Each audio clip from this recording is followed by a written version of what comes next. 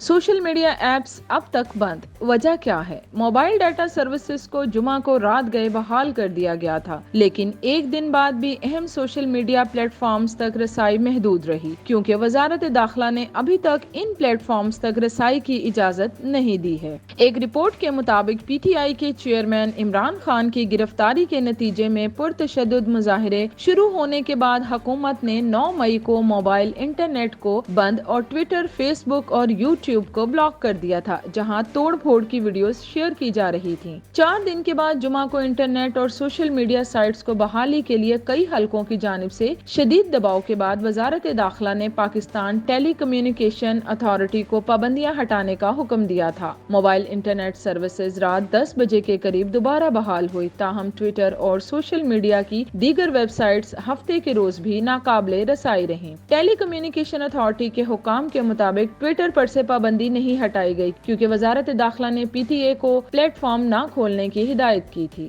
وزارت اطلاعات کے ایک سینئر اہلکار نے نام نہ ظاہر کرنے کی شرط پر کہا کہ حکومت کو خدشہ ہے کہ سوشل میڈیا پلیٹ فارمز کا اپوزیشن کی طرف سے سیاسی فائدہ اٹھانے کے لیے استعمال کیا جائے گا۔